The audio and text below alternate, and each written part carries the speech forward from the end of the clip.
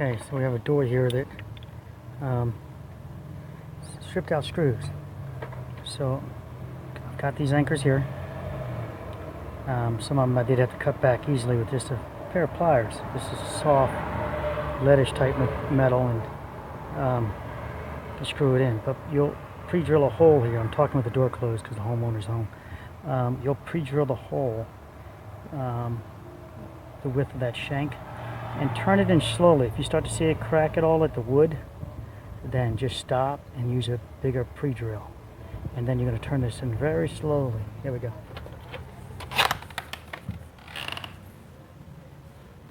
There are the holes here and here, just 2 holes. So I put this in and watch I crank it.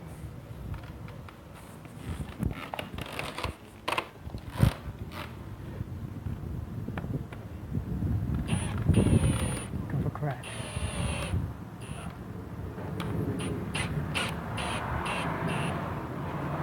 Oops. Had the camera away. That's it. Now you're only going to be able to do 2 screws here, the top one and the bottom one, unless you use a bigger flathead. Your results are going to look like this. The results are going to have a bigger crowned head.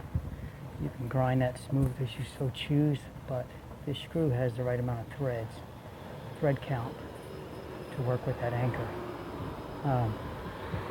And it grabs awesome. There's no movement there. Don't overdo it. Sorry about the whispering again at the house. And let's go ahead and show you it going in. Okay, here's number 2. Sorry about that. Number 2. Already got a split there.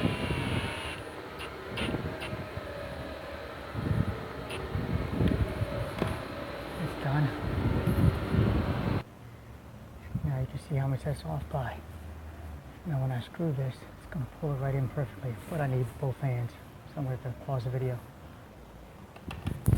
Okay, here we go with number 2. And it's loose up top still, right there. Watch it pull in.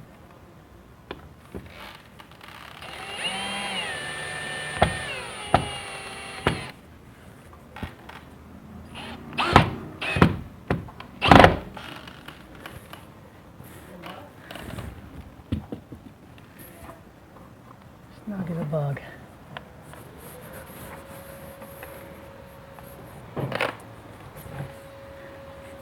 And that's about 60 pounds per anchor.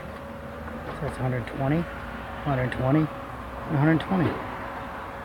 So it's got more than enough to support this door open and closing.